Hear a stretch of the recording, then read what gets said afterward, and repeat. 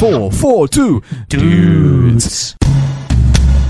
Okay, welcome back to another episode of 442 Dudes. As you can see, we are pumping, we're excited, and that's because we also took a wellness break. That's right. So for those of you who were tuning in last week but didn't realize that, there was no video, I'm very sorry, because some of us actually fell ill and we decided that it is in our best interest for us to just stay off 1 week, recuperate and come back. So look at us, we are full of vigor right now, so we're getting very excited for today's episode.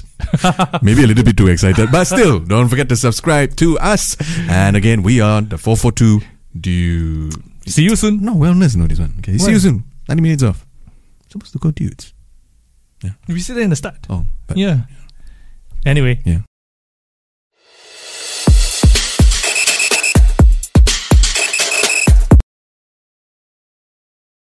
Alright, welcome back guys. So now we're going to kickstart today's episode with 90 minutes off. And in this segment today, we will be talking about the Champions League, the Europa League, all the European leagues basically. Yeah. But before we go into those European finals, let's talk about the EPL first. Yeah. Oh wow, I mean, exciting. Yes. That's all I can say. One word, exciting. Do you know why? Why? I never expect the table to be like that. Now, remember... What do you mean by you don't expect the table to be like that? A couple of episodes ago, I told you that I thought Man United going to be third. Newcastle, on the other hand, I feel is just, destroying that hope for me. And if you look at the table, Man City, we did say that they might have a chance, but you said that Arsenal might have dethroned. Yeah, they are dethroned. No, I said Arsenal will be dethroned. Yeah. So let's go to Man City first. Do Man City deserve that top spot? Yes, I believe so. I think he's doing everything right. Players are doing everything right. Fans are doing everything right. I mean, fans. What have they done that's right? I think the fans have been supporting City, despite some of us calling them money whatever club. Okay. Yeah. I mean, who am I to say that, right? But anyway, so congratulations to them still being top. I think they've done very well. We're going to talk about that Champions League run later on. Okay. But yeah, I think Man City, one more win and it's done. It's done. It's done and dusted. To me, right, it's a given, right? Yeah, Man City, from the start of the season, I think everybody expected City to win, right? It's actually even a surprise that Arsenal is in the running. I mean, they just won my thing. Yeah, really? Okay, correct? Okay. So it's one more win and it's done. The next game is against Chelsea. Yeah. I know you have something to say about Chelsea later, but hold your horses first, right? Okay. I know you want to say. I'll let you say it later, okay? Once you finish all the teams you want to talk about Chelsea? Of course. Go ahead. Okay. But I'm expecting Haaland to extend his scoring record. Yeah. He's on 36, 37 goals now. You think he's going to hit 40? I'm hoping. You're hoping? Really hoping that Haaland hits 40. He's gonna hit 40. There's 2 more games to go, right? Someone is really, someone behind the scenes already. But no, what do you think, guys? Do you think Haaland will hit 40 goals? I seriously think so. He seriously thinks so. Okay. So for those of you who think so, well, let us know. If you don't think so, let us know as well. Yeah. Okay. But now here's the next part. Okay. Now Arsenal, who's coming right behind, unfortunately. I mean, again, Arsenal has been stumbling. They look like they've been coming back. Yes. With that win against Newcastle United, and then after they just there goes.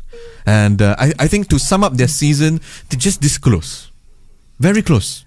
Let's put it this way: nobody expected Arsenal to be performing the way they did this season. Right. Okay. Right. When at the start of the season, when you talk about the top 4 predictions, Arsenal was never mentioned by anybody. Yeah.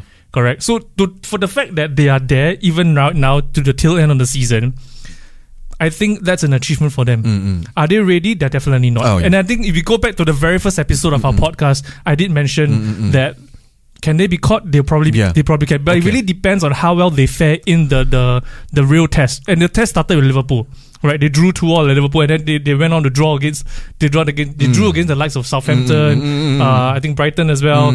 So it's really the crucial end of the season where they kind of failed. Well, I think to sum up Arsenal's run in the season, it's only 2 words, and they both start with C: complacency, consistency. What do you think I was going to say? What do you think I was going to say? Oh my god! I thought you were going to say what? Okay, well done. Good job. I'm just telling you. I'm going to give you a clap. I'm just telling you. Okay, the 2 C's. Good job. Yeah. Complacency and consistency. Yeah. True, I mean, that just sums it up. Because if they were consistent, like I said, I thought they were going to dominate it at the top. That's just me. Okay. Yeah, because they didn't really have a lot of things to fight for except EPL. But Complacency and consistency. Now, speaking of consistency, I think that this word very aptly sums up, or rather describes the next team, right? Oh, yeah, which is Newcastle. Which is Newcastle. Yes. I think Newcastle, they're doing what they can to be back in the top 4. And did you see that celebration when they just had to win it against Brighton? Now, Brighton, on my part, I thought Brighton is an uprising, football team. They got the tactics right, everything. I mean, think about it. They've been beating big teams. You got to give it to them. They've been beating big teams. Yes. They have a manager who came in and people were saying, it's not going to do well. And they were doing well. So you thought that Brighton's going to give Newcastle a run for the money. I mean, as a viewer. And I thought that the same. Yep. But I never thought that trashing will come. So I think Newcastle, if anything, they've been consistent. They have not been complacent. I agree. Which is why I believe they deserve that top 4 spot, which I will now dare say, frankly, I never thought they would be. So where do you think they will end up? Are they going to end up 3rd or 4th? Are they going to cement their space in the third place? Top 3, definitely. Top 3. For sure. I have so no City's choice going to win, Arsenal is likely going to be 2nd. So in your opinion, Newcastle's going to be 3rd? No choice. What, no choice? Because they're so consistent. Okay. So what are you going to do about it? If they're consistent, they're good with the results, they have it there. So this is where I will agree with you. Yeah. I think Newcastle's going to stay 3rd. Okay. For the very simple reason that, yes, they are consistent and because of their home form. You talk about the fans. Right at the start, you talk about City fans and all. But if you talk about fans, right, I think there's very little teams in England that can beat the passion of the fans in the North East. Right? And Newcastle's one of them. Yeah. I mean, Magpies, as they call themselves. Fantastic. Yeah. Now let's move on to the team that's occupying the 4th position now, and that's the final spot for the Champions League. The team that's occupying that spot right now is Manchester United. And you're wondering why my eyes are wondering there is because there's a certain Man United fan over there. Okay. He just had to say, He just had to say. He's feeling a little bit fidgety, but here's my thing, okay? Okay. What's the thing? I just want to let him know, okay? To cut the long story short, I think United is going to maintain the 4th spot. No, they will. Okay? I'm just saying it. Whoa, wait, do you see the smile there? I'm just saying it. They will maintain 4th. Really, I think they will. I really think they will. I also think so. Because it's all in United's hands. Yeah. Right? On how well they will do. Because chasing them is Liverpool. Liverpool is I'm backing Liverpool to finish the season on a high, make it 2 wins. Well, I mean, if you're not top 4, that's not high lah. I mean, they're ending the season on a high. There are 7 wins on the trot, right? With the last 2 more games to go, they'll be making 9 wins out of 9. Okay. And if United, if they happen to stumble in any of the next 3 games, starting with Bournemouth this weekend, right? Okay, I get what you see. If United is going to stumble, there's a very high chance United is going to lose on a Champions League spot based on goal difference. Okay. There's a very, very high chance. And I'm not even kidding you. You can look at the table. There is a very high chance United may lose out on the spot based on goal difference. Wow. Don't look so shocked. Our producer's looking very shocked. Okay. But yes, it is the truth. That's depending on how results go. Okay. So I don't think Ten Hag will want to let that happen. But I don't think they will. I tell you what, I don't think the entire United framework, the entire department, the entire football team will let that happen. For this very sole reason, and I'm sure there are some people that agree with this, their passion against Liverpool is so high, I got a feeling they're just going to do what they can to distort you out of the top 4. That's my take. Because that's the only motivation right now, aside from the Champions League. Okay. I think they have that pride right there. I believe so. That's just my take. So since you talk about the pride and all, right? Correct. So I want to ask you now, being a Chelsea fan, I know you wanted to talk about Chelsea against City. Because we know Chelsea is going to play a very crucial role. A crucial role in a lot of things. In a lot of things. But we are focusing on the Champions League, right? So they're going to play a very crucial role in the Champions League teams, right? So Chelsea is going to play United at Old Trafford. Do you think this will be the game that will derail United's quest? Derail? For Champions League. Well, I mean, okay, this is where I'm going to be very honest. I'm going to tell you right now. I'm going to think United is going to edge us 1-0. By at least 1 goal. But will they thrash us? No. I'll tell you why. Because as of now, I can see numbers flying. I'm interested right now. Okay, yes. Right now. Because you see, now, for those fans watching, Chelsea is a very important... my body. This is very interesting. Please. Chelsea is a very important fixture right now at this point of the season. Yes. Not only are we facing teams that are going to fight for the Champions League spot, we are also up against teams that are fighting for the relegation spot. So if they can beat Chelsea, they will then remain in the EPL. If they can win us, then you get your number 4th spot and yada yada yada. Now, will United win Chelsea? Unfortunately, as a fan, I have to say they will. They're playing in Old Trafford. That's their advantage. They have players now that want, and I've said it, they want to have that Champions League spot. Yep. Because, if you stay in United, you got to be passionate. You got to bring back the glory, whatever they want. Glory United. They want to have the glory anyway. So then you have to beat us back. Okay, they have to beat us, then they have to beat the other teams as well. So they're motivated to do that. I'll tell you what we're motivated to do. Nothing. Chelsea's motivation is nothing.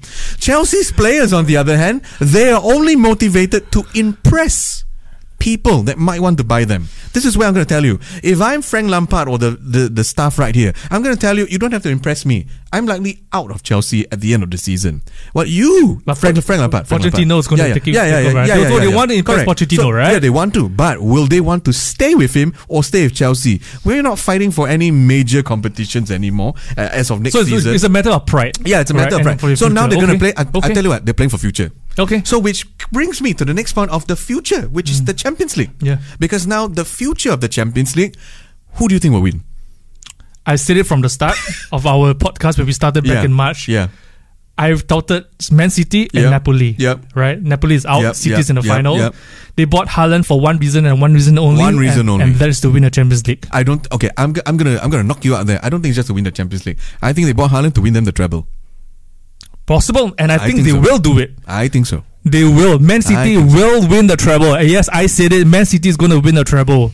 Unfortunately. Yes. There are just 3 wins. I can't stand it. I can't stand you, Hadri, if you're listening to this. I can't stand the fact you keep telling me about Man City and Chelsea. Please don't mention. Anyway, so he's going to win the treble. Yeah. Not him. They not him. Gosh, they are going to win the treble, right? Okay. They are just 3 wins away. And I'll tell you what. I'll tell you from the game that they had against Real Madrid. Yes. Masterclass. They outperformed Real Madrid. Not only in terms of... I tell you what. After the second goal, Real Madrid... And I saw the video. I saw the video. Ancelotti just sat there and he was clueless. He gave up. He just not just gave up. He just thought, we've been outclassed. We've been done. That's it. I think the players themselves knew it. Yeah. Because for the way they were... I mean, for me, when I look at football matches, there's one thing I always look at. Okay. Body language. Okay. So what do you think were the... So from the body language, from the get off, right? Yeah. From the kick off, from the first whistle. Okay. City won it. Okay, wow. Very strong. Straight up, they won it. You think that way? Yes. Okay, I only thought they won it after the second goal. And it's really you could see the fire, you could see the determination of the players. But here are some 3 honorable mentions before we go to the next one. Okay. I want to mention 3 people in Real Madrid who I think deserve some form of, some salute. And who are they? I'll tell you first. I think Benzema. Oh. I think Benzema has been trying. He tried his best to try to penetrate. Cannot. He tried his best. So I want to have special mention to him. I think he has his heart out for Real Madrid. Second, and one of my favorite goalkeeper, Courtois. I think no matter what, I agree with that. Whatever you say, Benzema, not so much. but look at the saves against Haaland. How many goalkeeper can have that accolade of getting so many saves, impossible saves again, not just Haaland, but City attacks. So you can say, Alisson. Correct. But Courtois did one. Who's the third player? one? The Don himself, Ancelotti.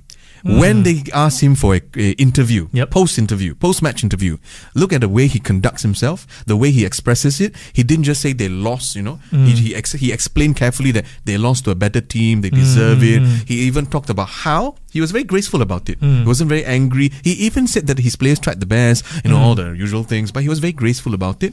The way he expressed the emotion, I thought it was class. I thought it was just class. In my opinion, it's Don Carlo. Yeah. So I'm not a fan, but I hope he stays in Real Madrid because I think he deserves it. Because when he was managing Chelsea, I kind of like him a lot. Yeah. Now, which goes on to the next one, the Milan. So Ancelotti's previous club, right? One of his previous club, AC Milan. So fun fact, AC Milan has never won Inter this season, or rather, they haven't been.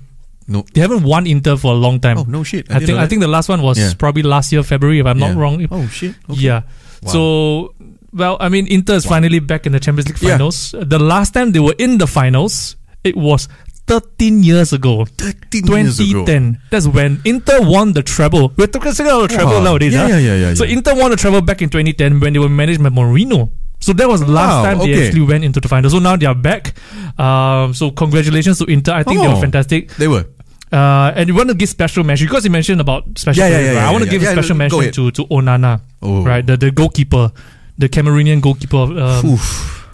I'm not sure whether this is the first time it happened, but he has not considered any goals in the knockout stages of the Champions League. Oh, is it?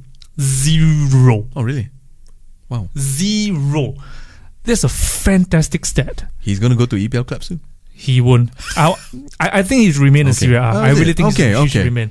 And the other thing about the Champions League final, one interesting fact is that 9 players, over the since football, in the history of football, 9 players have actually won the World Cup and the Champions League in the same year. Wow. 6 of them were from the Bayern team in 1974. Wow. Okay, they were the likes of Frank Beckenbauer, you have the likes of Gerd Müller, Paul Breitner, among others. Okay. Right. There are also 3 other players that actually won it recently. Okay. Right? Most recently is most recently was Rafael Varane in 2018. Yeah. France and Real.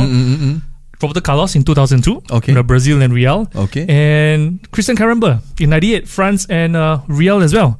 So this year, like it or not, regardless of what happens, who wins, there will be a 10th player to win the World Cup and the Champions League in the same year. Okay. So it's between the Lautaro Martinez or Julian Alvarez. Okay. So I think Alvarez is going to win it. I think he deserves it. Okay. So even if you want to do a player-to-player comparison, right? I think Alvarez has contributed a lot more to City's run-in for the Champions League as compared to Martinez. Despite being behind Haaland. So that's just my take. But that's an interesting fact. So he's player number 10 to achieve this accolade. Okay, so now speaking of the European competitions, let's move on to the Europa League semi-finals, where the first game took place between Sevilla and Juventus. And I know just before we started the show, he wanted to say something, which I think... Which is what again? Oh, right. Is it about Sevilla? Yes. So take it away. I don't know which one, but I think it's this one. Sevilla. So I think you mentioned Sevilla, and Sevilla has won a lot of times. Sevilla has won many times, already. They are like the Real Madrid of the Europa League. Yes, that's what we feel, because you associate Real Madrid with the Champions League. So now we associate the Europa League with Sevilla. Yes, and that's quite funny. Now the funny thing is also fun fact for all of you who don't know. Yep, Sevilla has been winning a lot of their finals. Yeah, so just some stats for you guys. This is their 7th Europa final. Yeah, the previous 6. Guess what? They won all 6 of them. They won. Is it going to be a lucky number 7? Yeah, and out of 6 of them, 3 of them are won with Unai Emery.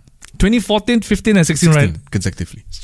3 years consecutively, they won the Champions League. The Europa League. Europa, yeah, so if Villa is going to go in the Europa League, who knows what's going to happen? Exactly. Right, so that was Sevilla versus Juve.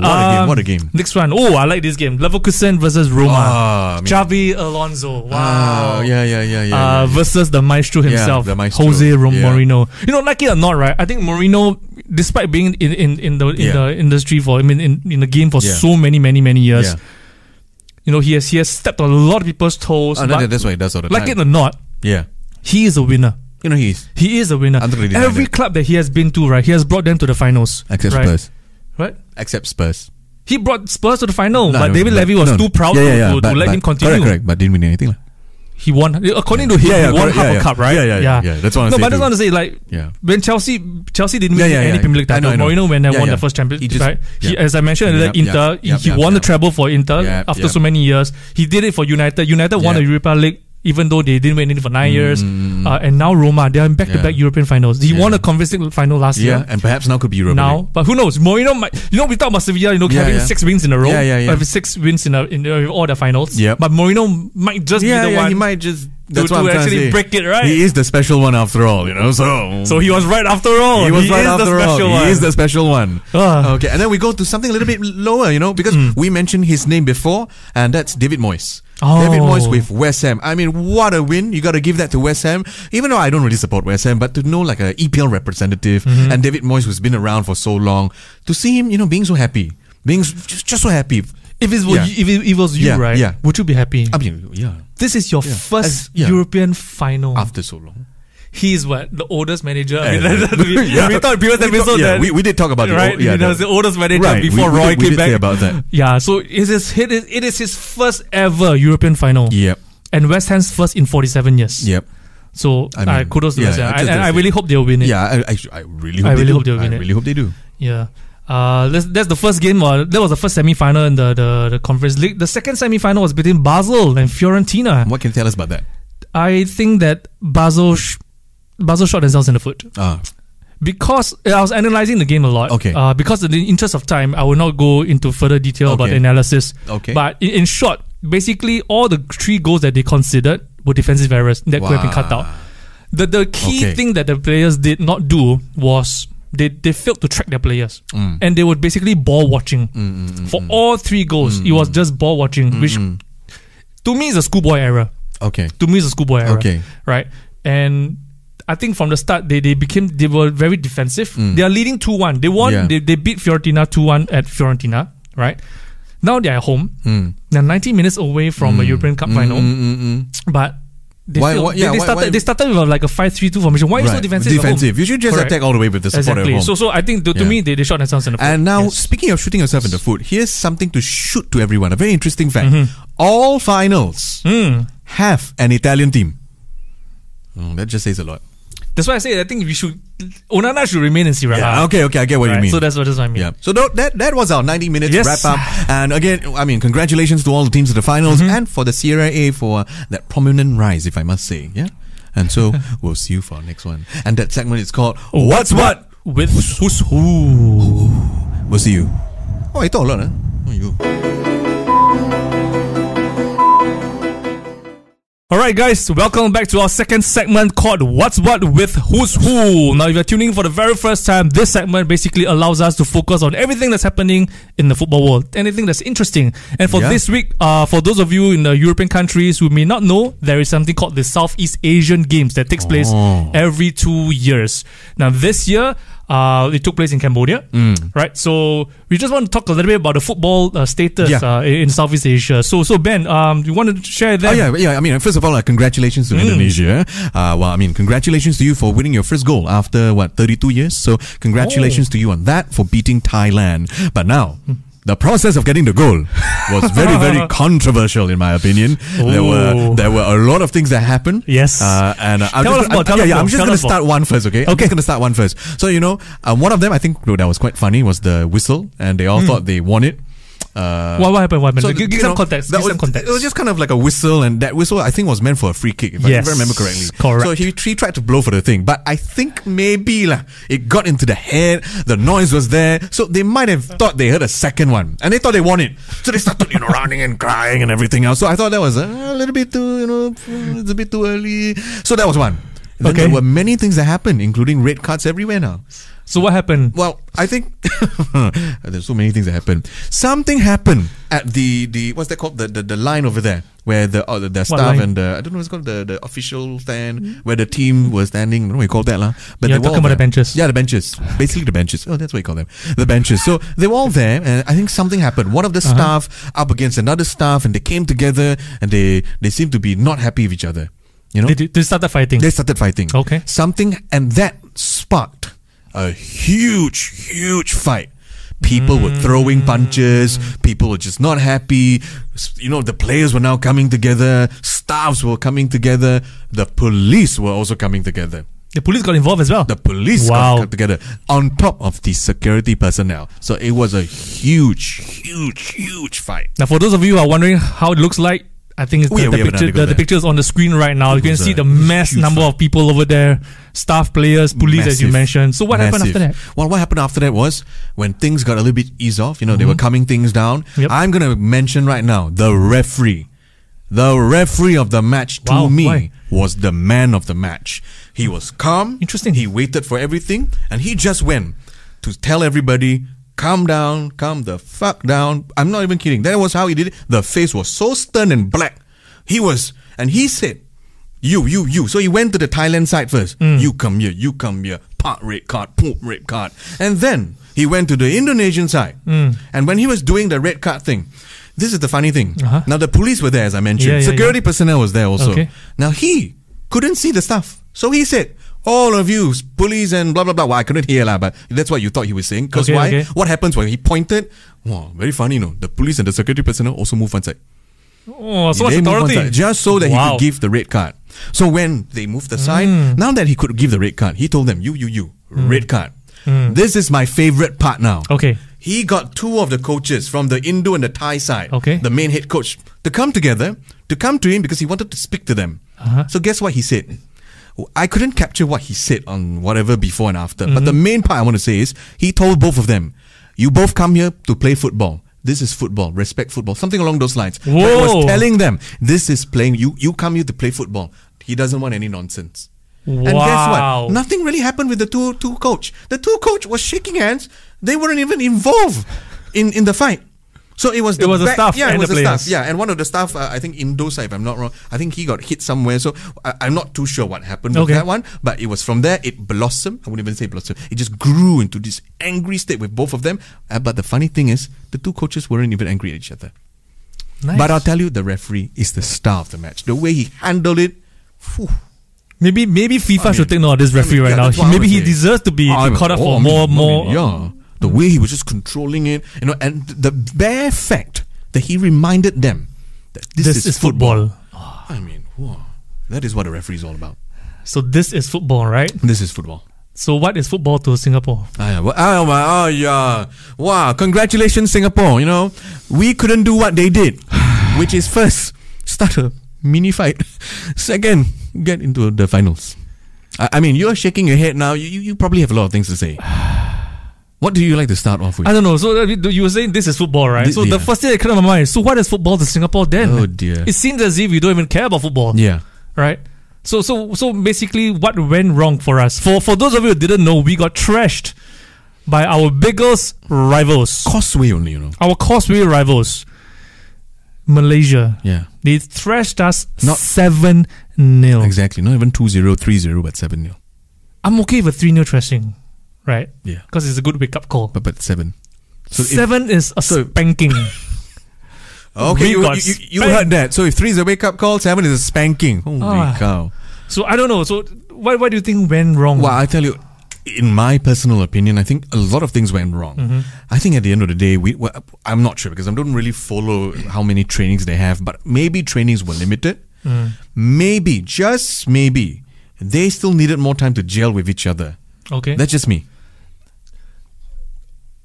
To counter that, right? Yeah. I mean, the purpose of forming a team called the Young Lions was solely for this purpose, right? For the SEA Games, isn't it? For them to get to know each other, to integrate one another, they wanted to do so that. to build up the chemistry so that they can do it. But it just didn't work, right? So in my opinion, there are two. I just want to mention two things that what I feel went wrong with Singapore. First one, poor preparation. Ooh, okay. So according to articles, this is what took place. Okay. The team that represented Singapore at the SEA Games only had 3 days. 3 days! To prepare for the games. And in those 3 days, they played 2 matches. Obviously, they lost both. Yeah. 3 days. Who prepares for a freaking tournament, a regional tournament? With 3 days. In only 3 days. In 3 days. Who does that? Yeah, who does that? Okay. Sorry, it's okay. Let's move on. Let's move on to the next one. Next pointer. I think the next point is for the biggest mistake I think the FAS is doing. Yeah. The FA of Singapore, Football Association of Singapore is persisting with a failed strategy. Okay. So I mentioned about the Young Lions, right? They formed the Young Lions. So this is a fun fact, right? They formed the Young Lions in 2003. So that's 20 years. Yeah. And in these 20 years, from 2008 all the way even to now, the current season of the Singapore Premier League. Yeah. The Young Lions have been propping up the table at the bottom. Yeah. Right? There's 15 years of constant defeat. Okay. I've written down my notes. Let me read my notes. There's 15 years of constant defeat. And all it does, in my opinion, is breeding a losing culture, a losing mentality, with no fight, no determination, nothing whatsoever. To them, they're just playing. Yeah. Oh, I'm just going to exercise for 90 minutes, get my money, get my paycheck, and go home, have fun in my family. Full stop. Yeah. That's the thing. That is to me, as a football fan, Singaporean football fan, that is the image I'm getting from the Young Lions. Okay, so basically, if I can sum up what you're saying, you are saying that they lack the most important thing, which is national pride. That's just one of them. Yeah. Right? I mean, you look at it, Chelsea this season, Todd bought so many players. They are star-studded players. Some of them are experienced, seasoned professionals. When they went on the losing streak, they themselves also took a very, very long time to come back. So if seasoned professionals like them are struggling with losing for like 2 months in a row, what's 15 years? Can you imagine the effect of 15 years of constant defeat? And not some of those defeats are not even like a 1-0 or 2-0 2-0 defeats. No, some of them are trashings. Okay, trashings like what we just did This 7-0 against Malaysia. So now just to add then there is some form of defense for Singapore perhaps. We don't know whether it's a defense. But what if their defense is the difference between you mentioned Chelsea, so I'm going to use them as an example. You mentioned Chelsea. Now, what if they are now going to tell you can't compare the two of them because Chelsea, on the other hand, has already a strong infrastructure, and then whereas for the Singapore side, they don't have. Correct. So this is where I want to touch on. Okay. Right? So you talk about Chelsea, right? Let's just move. Let's just focus a bit more in general. Yeah. In general. Let's think back to all the successful teams in the past. Okay. Right. We look at Fergie's fledglings. Okay. Right. You look at Wenger's Invincibles. Okay. You look at what Mourinho did, what Ancelotti did, and in more recent years, what Klopp has been doing in Liverpool, how he transformed Liverpool, what Pep has been doing to Man City, and how the machine, the well-oiled machine that they are today. Okay. What is one common denominator? What would it be? A good mix of youth and experience. Okay. The problem with Young Lions is that no players above the age of 24 are allowed to be part of the team. Okay. So if you are just building a team full of inexperienced players, who is going to be the leader? Okay. Who's the leader on the pitch? Who is the one that's galvanizing the team? Who is the one that's motivating the team? Who is the one that's telling them what to do, where to stand, who to back, all these things? As inexperienced players, right? Everyone's inexperienced. Yeah. In a game situation, you may not see things, but an experienced player would probably see it, right? Even before the thing happened. Correct? That comes with experience. Yeah. Where to stand? Do they run? Do they stay? That comes with experience, right? Don't just run for the sake of running. Correct? Yes, the coach is on the sidelines. He can't do much. You need someone on the pitch to show it with the players, to gather the players. And all the teams that I mentioned earlier, they have a very good and perfect blend of youth and experience. So in my opinion, 20 years of this experiment is done. Gone. Right. Dismantle the Young Lions. I'm going to be even easier than you in that. Now, I'm going to be bringing it more closely to home. Okay. Indonesia just won it. Malaysia has gone to the finals. Mm-hmm. Then you have the other countries that are also doing not so bad, like Vietnam. Mm-hmm.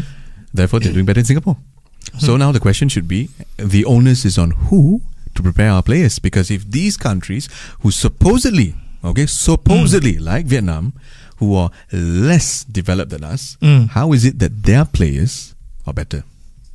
I cannot answer that. Yeah. No.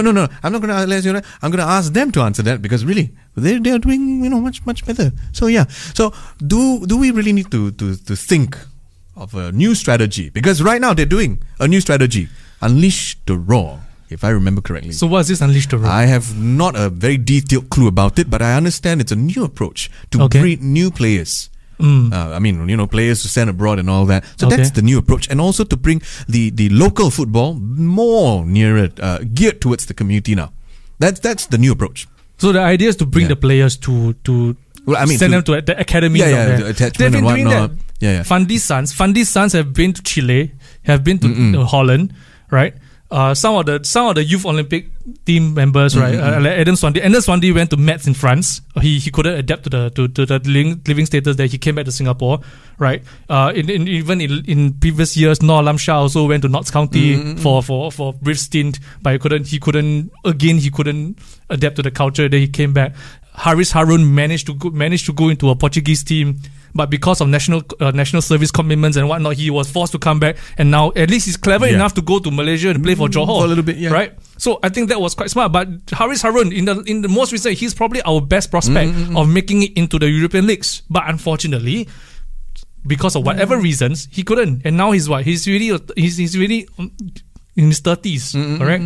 So I don't know. So to me, right? Okay. So to you, what do you then think? At least two things. Okay. What do you think we should change? Two things you feel. Don't need three. I don't need two. I have three. Three. Okay. I have three things. Okay. What is this? These three things. These three things I want to say is basically to answer the question called "What's next for Singapore football?" Okay. All right. So first and foremost, number one. Yes. Just bear with me because I wrote down my notes. All right. Number one. The first thing they should do, in my opinion, is to revamp the league. Okay. They changed the name recently to call it the Singapore Premier League, right? I think it's meant to psych the players up. I'm playing the Premier League and everything. I think it does not work. Okay. For one simple reason, all the teams are playing each other the same year after year after year after year after year. So they need to revamp the league, in my opinion, to a semi-professional league. Okay. Disregard the professional status, change it to a semi-professional league. Allow other teams in the Prime League, Division 1, Division 2. To play, have a relegation and promotion system, right? If you're wondering whether this works, it works. England's football system works. There are 7 tiers of the league, right? Then they have their North Conference, their South Conference, the Vanarama League and all those things. It works in England. There are professional teams and semi-professional teams playing in the same league. It does work, right? So in my opinion, you have to do this. Singapore football needs to cut the professional status, change it to a semi-professional league, and allow semi-pro teams to join in. Why? There are two reasons. To me, I see two benefits in this. Number one, with the increased number in teams, right, you will have a bigger talent pool of players to choose from, and also to develop for the national team. And this is something. It's not just for me.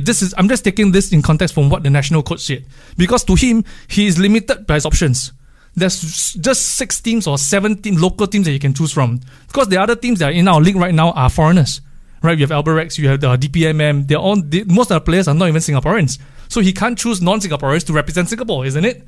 Right? So this is one. With an increased number of teams, you get more players. With the promotion and relegation system, the players will be more competitive, isn't it? Compelled to do something more. Exactly. Okay. Compelled to do more. And this benefit, in my opinion, because a lot of people I'm seeing online, they're asking about funding and whatnot. This is one thing that will help with the funding. When you include more teams, semi-professionals, people playing in the, challenging themselves for the first time, what makes you think their family and friends won't come and support? With more people coming to support, you increase your gate receipts, you increase your exposure to sponsors, right? You increase everything. Your merchandise sales can go up.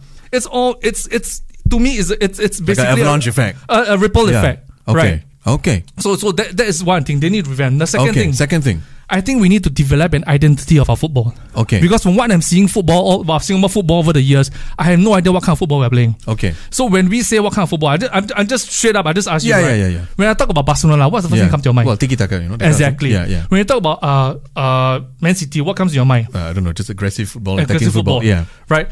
When you talk about Liverpool, people know they play a 4-4-3 and all, right? With the inverted fullbacks and all that stuff, right? There's an identity. What I'm saying, there's an identity. Right. Holland invented total football, correct? So there's an identity. What is Singapore's identity? You talk about aggressiveness, right? Like Bolton, Sam Allardyce Bolton, they are known for being aggressive long ball. That is the identity, correct? But coming closer to home, correct? So what about SEA Games? You talk about Indonesia and Thailand earlier. So I think we can mirror some of the things. Thailand has, because we are smaller in stature, I think we should focus more on the technical side of things.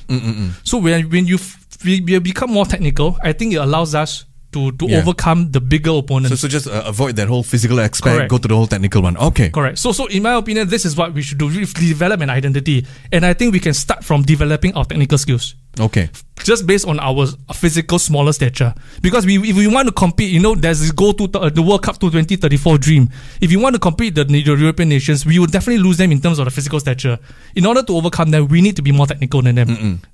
In my opinion, that will be our key benefit. Let's not copy South Korea. South Korea's average height for the males is probably 185. We in Singapore are probably 173. So in terms of height, correct. We really lose out. Right. Then the third thing, you mentioned about players, sending the players over to those academies. I think on the contrary, we should be sending our coaches there instead. I do agree with you. We should be sending our coaches there instead. Why? Because I think our coaches are basically, they're just so, the vision of this is very tunneled. Okay. I think they need to go out there into whichever country, whichever league, not just one. They should go to multiple countries and multiple leagues to learn the culture, to be integrated in the habits, the methods that those countries are using, right? And I'm saying this also because I read an article, I think 2020, that's 3 years ago. Jita Singh, one of our former national coaches, he also said that our coaches should probably be going to those foreign leagues, and I totally agree with him. And so just do that, okay? So you're saying that, okay, so they go overseas, and so that way when they come back, the coaches, when they come back, they're able to form, as what you said from one of your pointers, they're able to form this identity because they've come back. Okay. Whatever you learn, you just mix it, you just form something. Okay. Right? So I mean, just to end off, right? Yeah. Why this works? Look at Newcastle. We talk about Newcastle's rise, right? Yeah. This is what Eddie Howe did in the off season and during the World Cup break. Okay, what did he do? He went to visit different teams. He went to different countries to visit them to learn. He went there as a student. He didn't go there as, hey, I'm a manager of Newcastle. No, he went there as a student. this is what we should be doing. Okay, so to end off, I think very importantly, you said the last fact. Our coaches, not only just our football, the departments on top, the players, but the coaches as well, being the backbone of it, because they give it the formation, they ensure that they motivate the players. They have to be the one that go out there, learn something new, not just in the C region, but beyond that as well. Yes. So Europe, where else? Okay. Okay. Can I just add one more thing?